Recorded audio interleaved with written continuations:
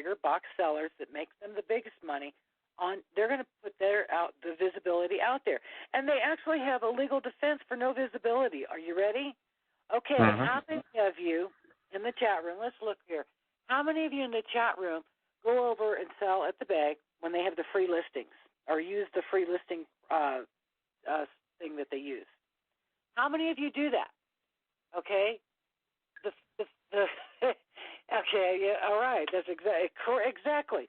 All right. If you didn't pay for the listings, so wouldn't the legal defense be that, well, they didn't pay for this listing, why should we have to show it? We didn't promise them anything, and they already agreed that they wouldn't do it. So think about that for a second. Convoluted, thrown out, and it's constantly morphing and changing user agreement. That's what any small seller is up against at eBay. They're a venue when they want to be, and they're not a venue when they don't want to be. There you go. It's and you agreed to that, guys. If you were there, or if you were still there, and you're considering getting into e-commerce, and you're looking at the bank, because you hear about on TV, or you've heard from friends. This is not the 1980s and 90s or the 1990s and the early 2000s where there was big money being made all the time. It's not like that anymore. Not there, not anywhere. It's not like that anymore anywhere. So get that, first of all, pull that right out of your head, all right? Then start taking and listening to what we've been saying here. These are not rumors. And I explained at the top of the show that we were not going to deal in rumors. We were going to deal in facts, things that, and if they are our opinion, that they would be said as so. And if you notice, we really haven't had a whole bunch of opinions. The things that we're talking about are factual. They've been, and they have sources to back them up. I want to keep moving because we are right now at the hour, and so we will start. Our chat room will start to kind of move around a little bit because we'll have some people leaving, some people coming in. They've got the thing. We talked about throttling and how it impacts the seller. Let's talk about another term you use that I would like. I think that we need to go over is scrubbing. What scrubbing has to do, and when you used the term scrubbing with me when we were talking about putting the show together, you also used another term with it, and that was lithium moderators. Can you explain scrubbing and carry that explanation into that, please? Okay. Scrubbing is where, let's say, a seller such as Toys R Us, one of the big box retailers, has taken numerous DSR hits or has had several negative feedbacks, and they're there and can be seen for a brief period of time, and people have taken screenshots of it. But then a few hours later, or maybe overnight, eBay goes in there and removes that. And so that's what scrubbing is. It's basically showing favoritism toward the DSR scores and the feedback of the big box retailers. Small sellers do not receive that preferential treatment. Why not? Well, I think that's pretty obvious. Donahoe referred to the small sellers as noise. Allegedly, he wanted to get rid of the flea market atmosphere of eBay, which he found distasteful. He wanted to transform eBay. Go ahead. He actually called it that, by the way, ladies and gentlemen. He actually said flea market sellers. He didn't want them. Keep going. I'm sorry. I had to point that out. No, I'm glad you did. What happened is Donahoe wanted to transform eBay into another Amazon. He wants to transform it into a retail portal for big box retailers. Well, to begin with, most of those big sites, such as Toys R Us and JCPenney's and Kmart, they've got their own websites to begin with. They don't need eBay inserting itself into the transaction between them and their end user customer. It's one of those things that's like a thing and everything. And what is a lithium moderator? Yes, lithium moderators Lithium is a reputation service. They're paid by eBay to get rid of stuff in the eBay discussion groups where people can go. eBay users can go in there and post their grievances, their experiences. They can ask questions. There's a bunch of them. There's one called eBay Chat, I think it is. There's one called The Front Porch. One of the ones that was big for years was called Seller Central. Now, they went in there and merged a lot of them, and now Seller Central is known as selling. But people will go in there when they're encountering problems. Maybe it's a seller having problems with a buyer. Maybe it's a feedback question. Maybe it's a low DSR question. And people would relate their bad experiences that were going on. Well, if there's too much negative stuff being said, the moderators will get in there into the thread and remove certain postings. In other words, certain truth is censored. In other words, censorship. Lithium Moderators censor the eBay discussion boards. Sometimes it's more intense than others. Certain moderators might be a little worse than others. And certain issues just aren't allowed to be openly discussed. Or if a thread starts heading in a certain direction, perhaps certain posts will be removed from that thread.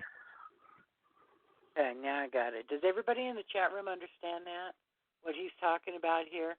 And again, we go back to onlineauction.com, and I want to go back and make sure that you guys understand, those of you that are considering coming to onlineauction.com, that have just arrived at onlineauction.com,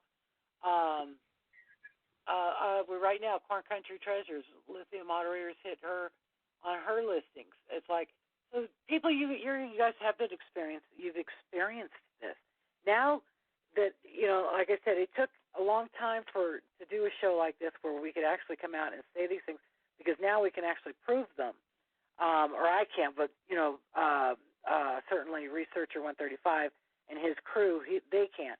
But it's like when you start looking at the things that you thought down in your gut were happening, isn't it kind of strange to hear that it really wasn't just your imagination, this stuff was happening? Okay, next on my list I have for you, Rich, I have systemic issues, unfair trade issues. Now, before we go with this, I want to place a caution here that this particular issue, kind of unfair trade issues, that until this stuff goes to court, until somebody gets the nerve up or the balls up or the money, whatever it takes to, Class A lawsuit, whatever it is, that this is a very opinionated area. Well, and I would like to respond to that briefly. One of the problems, of course, when you're dealing with a big corporation that has $15 billion worth of revenue per year, they can afford the best attorneys, and they sit down within their user agreements and come up with loopholes and outs and ways to try to insulate themselves from class action lawsuits. Even so, there's a spate of class action lawsuits against eBay that have taken place, that have gone to court, and there have been settlements, some of them in the neighborhood of $4.75 million. And as we all know, within a class action lawsuit, the way the system works, the attorneys get the lion's share. So they'll walk off with most of the money, and then the several thousand users at the bottom who are part of the class action suit, they get a check in the mail for $5 or whatever. But a lot of times it's not the monetary damages that are the point. It's the point of taking a big corporation to task for what they've done that's wrong, for clear violations of federal trade rules, federal trade regulations. There's a lot of things going on that are of questionable legality. And when they get into a court of law, if you have a judge who understands what he's doing and you have good attorneys who understand what they are doing, then you get a good judgment. Then you get a good outcome, a good resolution for the litigants, a good resolution for the people who are involved in the class action lawsuit. And this can be easily Googled. You can go over to Ina Signer's e-commerce bots. It's easy to pull up lawsuits against eBay because there have been a bunch of them. Very, very cool. All right, so as we move, again, it's like, and I want to bring in, it says, okay, Rick, I wonder, this comes from Aesthetics.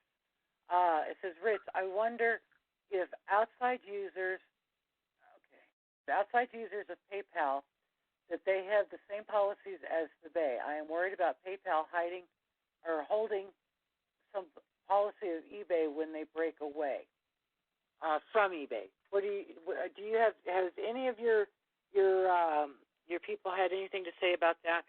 What's going to happen? Because a lot of us do use PayPal, and that don't sell on the Bay, and of course we have not had to deal with the 21-day holds. Well, that's correct. That's correct. The 21-day holds only apply to items that are sold on eBay because eBay is the one doing that. And eBay can only do that because they still own PayPal. That's fixing to change. As you may know, Carl Icahn, when he began a corporate raid of eBay and began buying up huge mass quantities of eBay stock, he decided, hey, Donahoe's got to go. So the CEO, Donahoe, will be leaving this year with a $23 million golden parachute. In the meantime, to pull that one off, 2,400 eBay employees are being fired. They're being laid off. Again, all of this can be Googled. There's articles all over the place, financial articles, Forbes, Wall Street Journal. All of this has been covered, even in mainstream media. Icahn decided to get Donahoe out of there. And Icahn has appointed one of his own men over to the board. PayPal is spinning off. That was called for over a year ago. March of last year, Icahn started talking about, hey, PayPal is the golden egg. PayPal is why eBay stock is worth what it's worth. And that's what's happening. PayPal's leaving. When it IPOs, the PayPal stock will probably go through the roof because PayPal can be accepted all sorts of places. Retail establishments take PayPal. You can go to Walmart and use your PayPal card. You can pay for gas with your PayPal card. PayPal itself. I use it on my cell phone. Absolutely. PayPal, I think PayPal freed from eBay will soar. And I think PayPal is a sound, decent company that's being held back by its association with eBay. So I think the spinoff of PayPal is probably one of the greatest things for everybody. But it's lots of people on lots of auction sites, including OLA, online auction. And, I accept PayPal on online auction. I'm sure many other sellers do because it's very convenient. Well, I do because it's the most known of all. It's shooting yourself in the foot not to take it.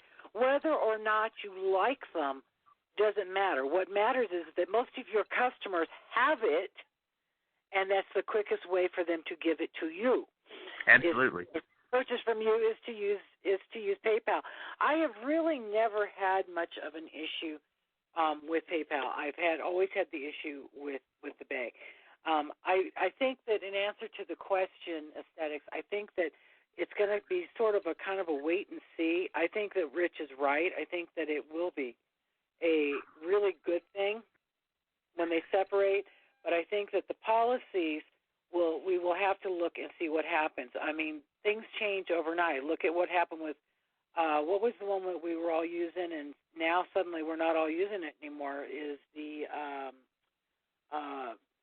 Google Wallet or whatever the one was that we were all using. No, I don't think that 30-day hold is going to I don't think that it's going to happen outside of PayPal, of eBay. I think that was in contract with eBay. I don't believe that it was something that was intended to go outside of that, because you can still make payment to your friends and family and relatives for nothing. So right. And, of course, in addition to PayPal, you're aware of things like Stripe and Square. There's a number of payment services that are out there and available, including the new Apple Pay, which just recently started. And many financial people predict that that's going to get PayPal a run for its money. And, again, as you were saying to Aesthetics earlier, time will tell. This is just something we can all closely watch.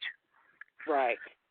It's just one of those things that, we at one point, think about how fast we were all using Revolution, and it was like, this was a massive thing for all of us, and then the rules changed, and there's no way to tell what's going to happen on that down the road. I would say it could only be better than it has been.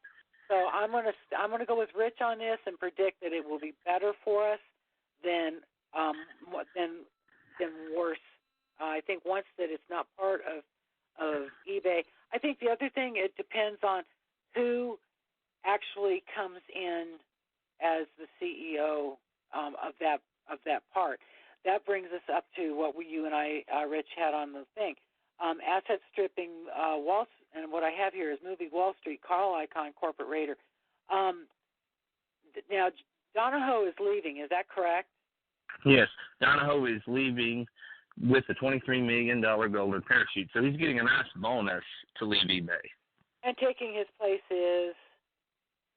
I don't think that individual has been chosen yet. I think that'll be all over the news when the new CEO takes over. Okay. Tell us of what asset stripping is and how it pertains to the movie Wall Street and who are Carl. Okay, yes, absolutely. Carl Icahn is your class